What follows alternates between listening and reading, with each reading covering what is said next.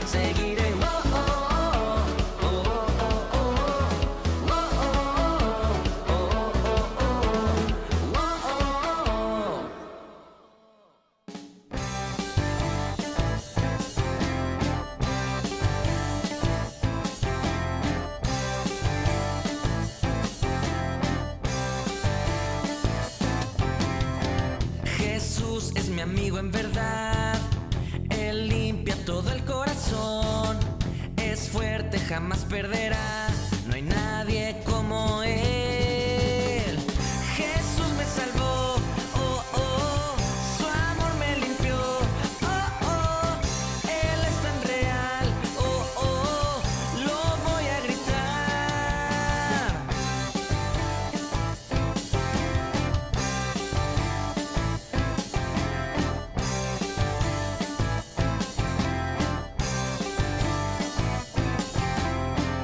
Jesús es mi amigo en verdad, Él limpia todo el corazón, es fuerte, jamás perderá, no hay nadie como Él.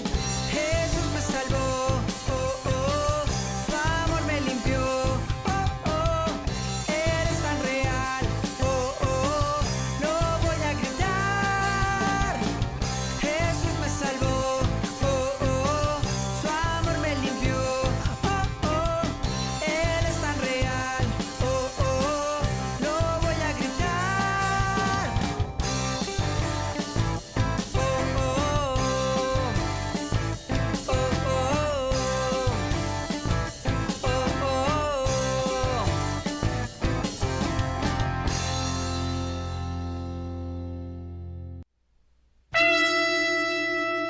Lo tienes amarrado, ¿verdad?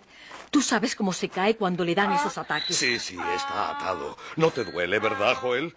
No, padre. Me siento bien. Pronto te sentirás bien. Jesús no está lejos de aquí. Hoy mismo lo encontraremos, o tal vez mañana. No me menciones ese nombre. Otra vez es el demonio. ¿Será que nuestro hijo nunca encontrará la paz? El maestro de Nazaret es nuestra única esperanza. No hay esperanza. Nadie puede deshacerse de mí. Soy poderoso. Este chico es mío. Es mío. Con cuidado. Se están soltando las sogas. Está por caerse. Con cuidado, Joel. Permíteme ayudarte. Con cuidado. Debemos encontrar a Jesús.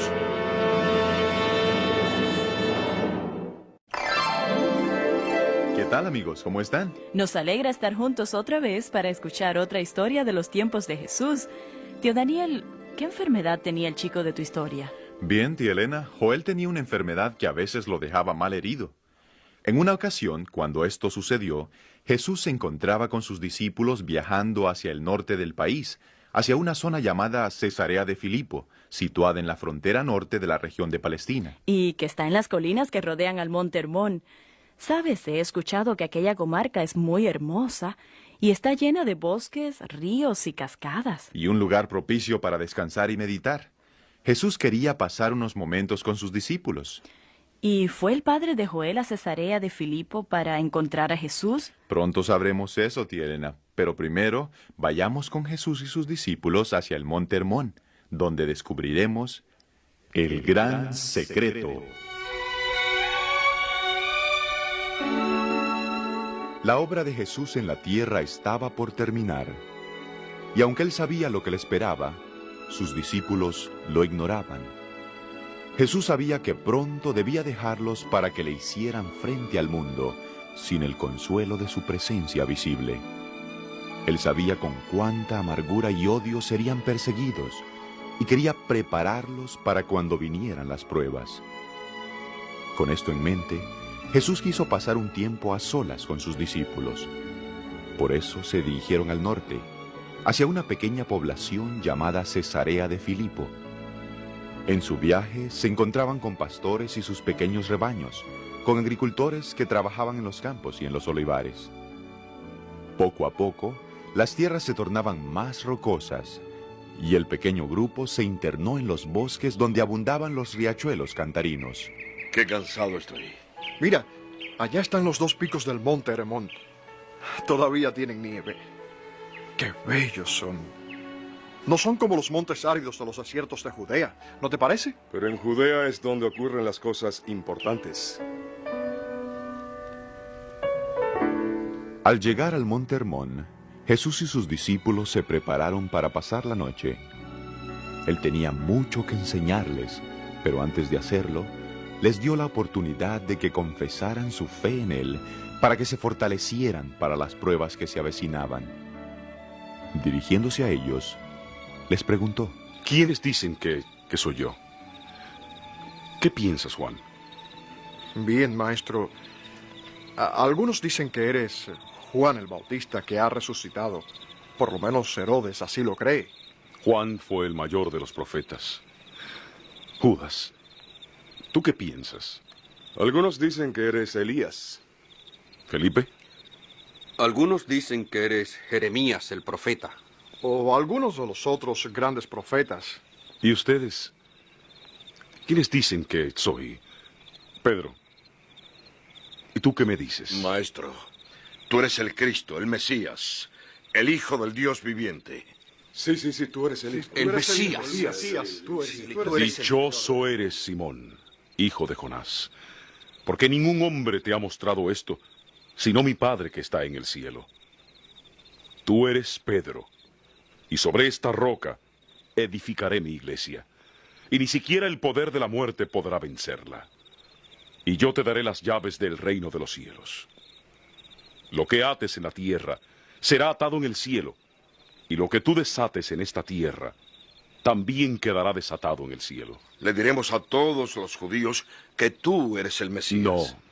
No lo digan. Les ordeno que no le digan a la gente que yo soy el Mesías. Pero, ¿cómo te seguirán entonces el pueblo hacia la victoria? Un Mesías que no se da a conocer no puede reunir a un ejército para marchar contra los romanos. Maestro, no comprendo por qué no podemos decírselo a otros. Hay muchas cosas que ustedes todavía no comprenden. Yo he venido a salvar al pueblo del peor de los enemigos. Pero antes de hacer eso, debo pasar por muchas aflicciones. Pero tú eres el escogido de Dios. Primero tengo que ir a Jerusalén, Felipe. Y allí me sucederán muchas cosas que ahora no pueden entender. He de sufrir mucho a manos de los dirigentes religiosos. Comprendemos que muchos se mofarán de ti y tratarán de hacerte daño, pero sí eres el Mesías. Han de matarme. No, señor, no es posible. No. De nuevo nos hablas con parábolas, maestro. ¿Cómo puede un rey muerto reinar sobre Israel? Jesús, maestro. Sí, Pedro. Jesús, lo que tú dices es imposible. Dios no lo quiera, Señor. Esto no te puede pasar. A través de Pedro, Satanás estaba tratando de desanimar a Jesús para que no llegara a ser el Cordero de aquel que redimiría a la humanidad de la penalidad y el poder del pecado. Pedro solamente pensaba en el reino terrenal donde Jesús sería rey. Las palabras que Jesús le habló estaban dirigidas al mismo Satanás. Apártate de mí, Satanás. Pedro, me pones en peligro de caer. Porque no pones la mira en las cosas de Dios, sino en la de los hombres. Maestro, es que no comprendo lo que has dicho. Vendrá el tiempo cuando lo entenderás. Pero por ahora, sígueme, Pedro. Durante varios días en las montañas, Jesús continuó enseñando a sus discípulos. Si alguno quiere venir en pos de mí, debe negarse a sí mismo y hacer a un lado sus deseos y sus planes. Y ha de llevar su cruz cada día y seguirme. ¿Una cruz, maestro? ¿Por qué nos hablas de una cruz? La cruz es algo vergonzoso, es un instrumento de tortura y muerte usado por los romanos. Todo el que quiera salvar su vida, la perderá. Pero si alguien pierde su vida por causa de mí, la hallará. ¿De qué le sirve al hombre ganar el mundo entero si pierde su vida? ¿Con qué podrá compararse el valor de la vida eterna? Con nada, Señor. Con nada. Yo, el Hijo del Hombre, he de venir con todos mis ángeles en la gloria de mi Padre. Y entonces he de juzgar a cada persona de acuerdo a sus obras. En verdad les digo que algunos de los que están conmigo hoy me verán cuando venga en mi reino.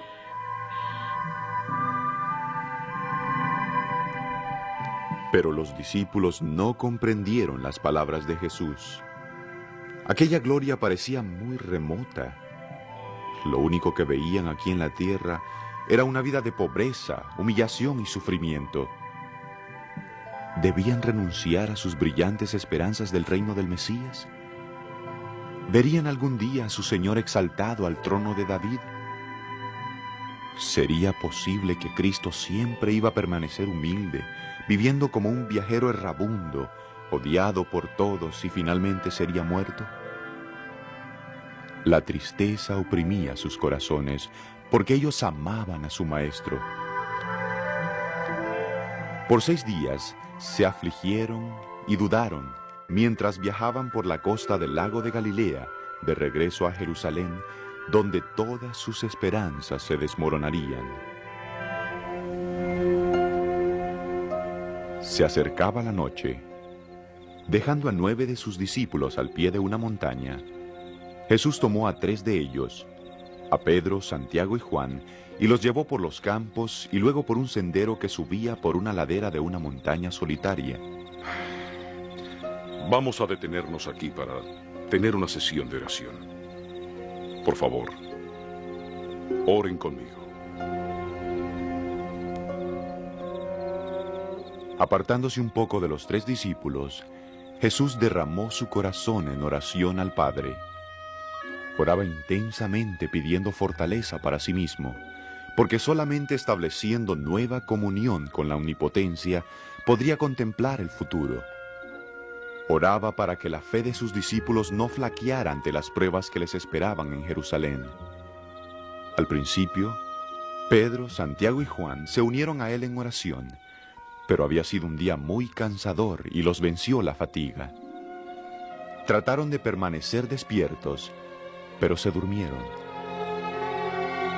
Ahora, su principal petición es en favor de los 3 discípulos, para que se les dé una manifestación de la gloria que tuvo con el Padre, que su reino sea revelado a los ojos humanos y que puedan presenciar una manifestación de su divinidad que los consuele en la hora de su agonía suprema con el conocimiento de que Él es el Hijo de Dios y que su muerte ignominiosa es parte del plan de la redención.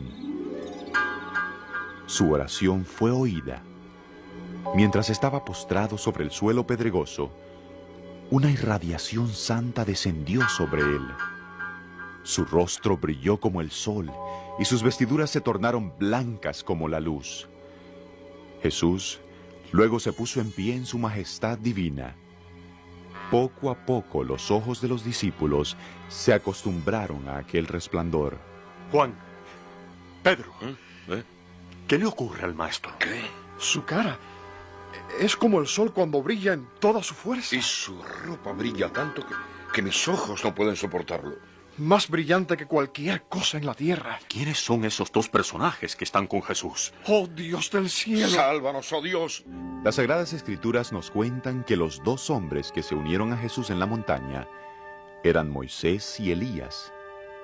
Moisés había muerto en el monte Nebo unos 1500 años antes, después de haber guiado al pueblo de Israel desde Egipto hasta las fronteras de Palestina. Elías había ido al cielo en un carro de fuego 900 años antes del nacimiento de Jesús.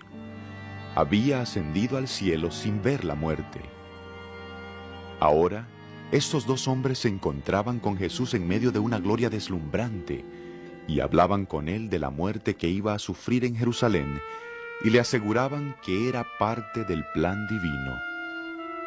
Pedro, el más valiente de los discípulos, se acercó a Jesús y le dijo: Señor, qué bueno es estar acá.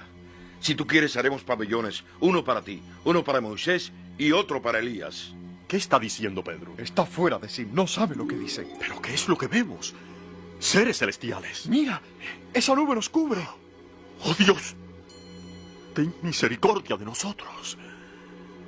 Este es mi Hijo amado, y estoy sumamente complacido con él. Escúchenlo, obedézcanlo.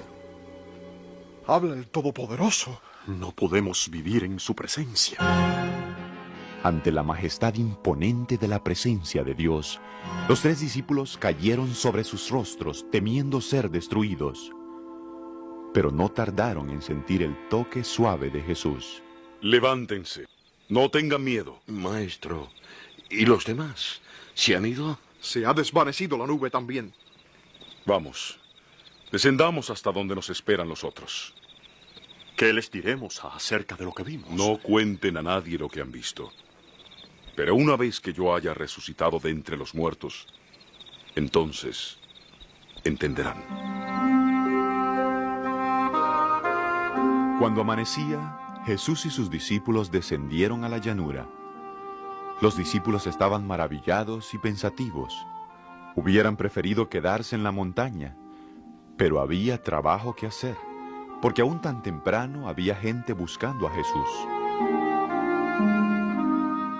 Mientras los 9 discípulos esperaban al pie de la montaña que Jesús volviera, comenzó a reunirse una multitud. Algunos eran pobres y enfermos de Jerusalén, otros eran sacerdotes y espías de Jerusalén. Y también había allí viajeros. Había llegado un padre y su hijo. El chico viajaba en un borrico que el padre tiraba de la rienda. Llamaremos al chico Joel. Ven, ya casi llegamos. Aquí estamos, Joel. Qué bueno. Me siento mareado. Todo se me oscurece. Apóyate en mí, Joel. Alguien, por favor, díganme, ¿dónde está Jesús de Nazaret? Se encuentra en la montaña. Cuidado, tu hijo. Apóyate en mí, Joel. Te ayudaré a bajarte del burro. ¿Qué le ocurre al chico? A veces se cae. Es la enfermedad. ¡Ese chico está endemoniado! ¡Sáquenlo de aquí! ¿Me quiere matar otra vez? ¡Aléjate de mí! ¿Qué ocurre? He venido a buscar a Jesús. Mi hijo necesita ayuda. Yo soy Felipe, uno de los discípulos de Jesús. ¿Pueden ustedes ayudarle a mi hijo? Bueno, no estoy seguro. Por supuesto que ellos pueden ayudarte. Su maestro les ha dado el poder de sanar a los enfermos y de echar fuera a demonios, ¿no es cierto? ¿Es así? Sí, es cierto. Lo hemos hecho antes. Felipe, los espías y los sacerdotes se reúnen en torno a nosotros. Debemos hacer algo. Trataré de sanar al chico. Tráeme a tu hijo. Por favor, no pierdan tiempo. Expulsen al demonio. Libren a mi hijo de este horror. Demonio, te ordeno que te alejes de este chico. ¡No lo dejaré! Por el poder de Jesús, te ordeno que lo dejes quieto inmediatamente. Bien, este demonio parece más poderoso que el nombre de tu maestro. Tú le has ordenado salir, pero el muchacho se empeora.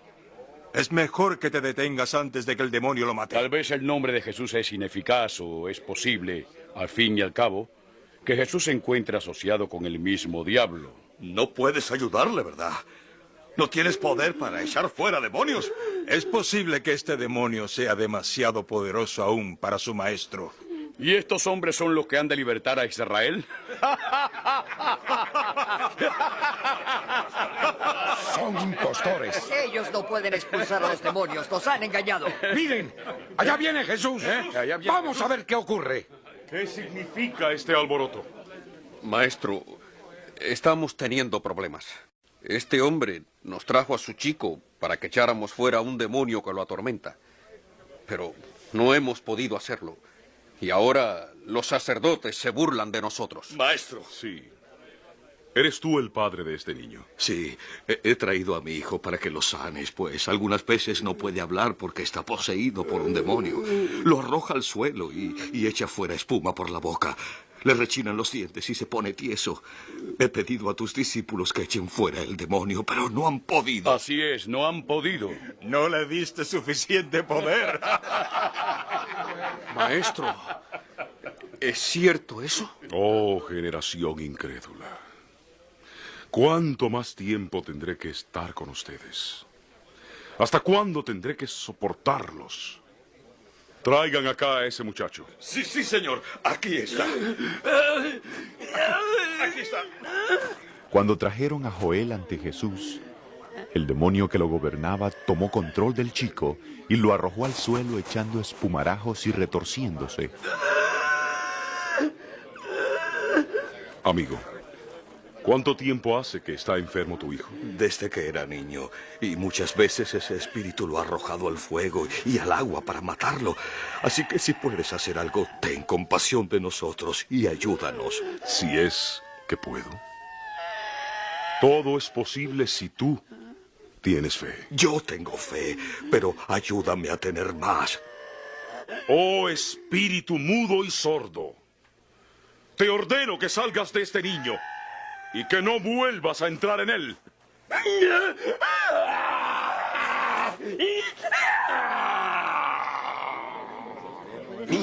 Mira, se está debilitando. Está flojo y quieto. Parece que está muerto. No. Mira, Jesús ahora lo toma de la mano y le ayuda a ponerse en pie. Hijo mío, estás sano. Jesús te ha librado del demonio. Me siento bien, padre. Gracias, Jesús. Me has hecho el regalo más grande. Alabado sea el Dios de Israel por haberte enviado. Este es un milagro. Un milagro maravilloso. ¿Qué dicen ahora ustedes, sacerdotes? Finalmente, la multitud se dispersó y Jesús se quedó solo con sus discípulos.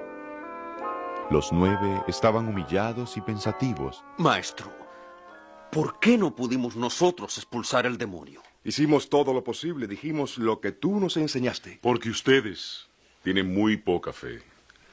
Si tuvieran fe como un grano de mostaza, dirían a este monte, muévete, y se movería. Y nada les sería imposible. Pero esta clase de demonios no sale sino con oración y ayuno. Las Escrituras nos dicen que Jesús y sus discípulos partieron de aquel lugar y pasaron por Galilea. Jesús deseaba que su viaje pasara inadvertido, porque estaba preparando a sus discípulos. El Hijo del Hombre va a ser entregado en manos de hombres y lo matarán. Pero al tercer día resucitará. Pero los discípulos no comprendían todavía sus palabras y temían preguntarle. El grupo regresó a Capernaum. Allí se alojaron en una casa y Jesús enseñaba a sus discípulos. La costumbre en aquel tiempo era que cada judío debía pagar un impuesto anual al templo. No era un impuesto civil, sino para el sostén del templo. Los únicos que estaban exentos de pagarlo eran los sacerdotes, los levitas y los profetas. Los sacerdotes trataron de entrampar a Jesús. Si rehusaba pagarlo, podía acusárselo de deslealtad al templo, y si lo pagaba, esto se tomaría como una admisión de que él no era un profeta. Pero no se dirigieron a Jesús directamente, sino que el cobrador del impuesto del templo se acercó a Pedro con una pregunta. Simón Pedro, tengo una pregunta para ti. Hazla. ¿Paga tu maestro los impuestos? Como tú bien sabes, cada judío tiene la obligación de pagar el impuesto anual para el sostén del templo. Por supuesto que Jesús paga el impuesto del templo. No existe registro de que lo haya hecho. Además, hace más de un año que no ha ido a Jerusalén. Tal vez debieras preguntarle. Claro que le preguntaré.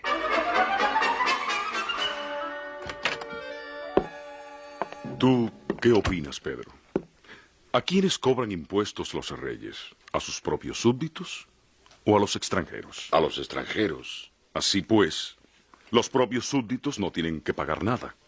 Sin embargo, por no ofender a nadie sobre este asunto, vete al lago, echa el anzuelo y saca el primer pez que pique. Ábrele la boca y encontrarás una moneda que será suficiente para pagar mi impuesto y el tuyo. Ve pues y dásela al cobrador.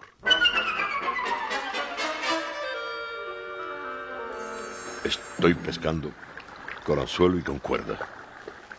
Hace años que no pesco así. Me gusta más pescar con la red. Bien, el maestro me ha dicho que lo haga, que pesque, y que cuando caiga un pescado encontraré una moneda en su boca. Bah. Bueno, cosas más extrañas me han ocurrido antes. Oh, siento una mordida. Aquí viene el pescado. Te agarré. A ver. Qué cosa tan extraña, abrirle la boca a un pescado. Y... ahí está una moneda. Una moneda de 4 dracmas. Exactamente para pagar el impuesto de 2 personas. ¡Alabado sea Dios!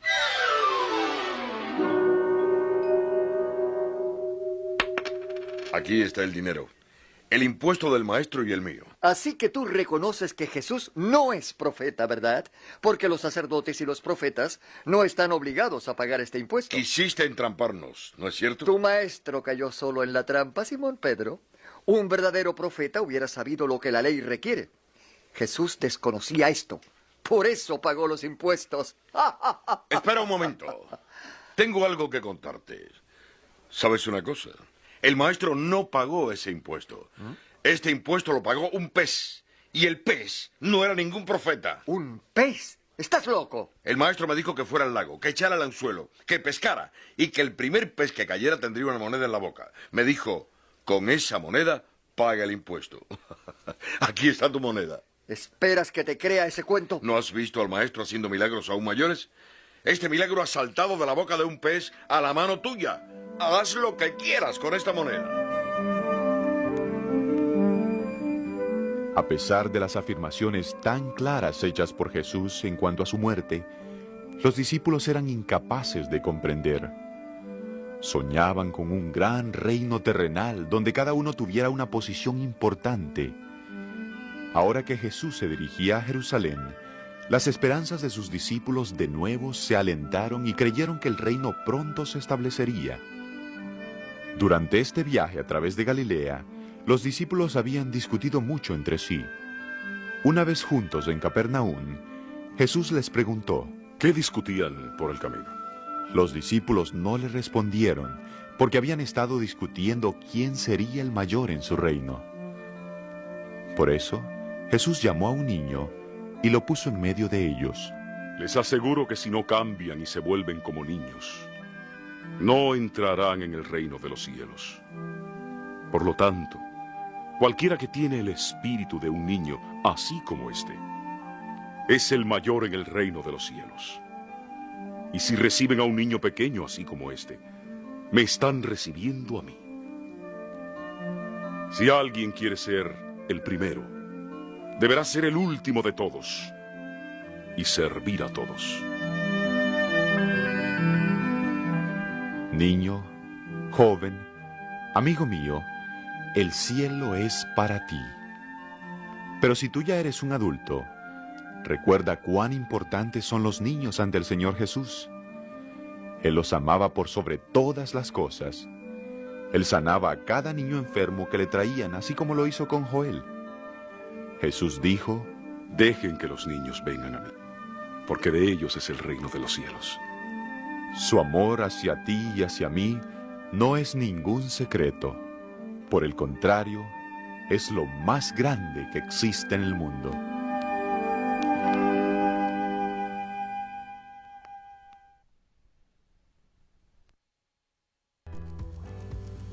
Amiguitos, ya estamos de regreso nuevamente.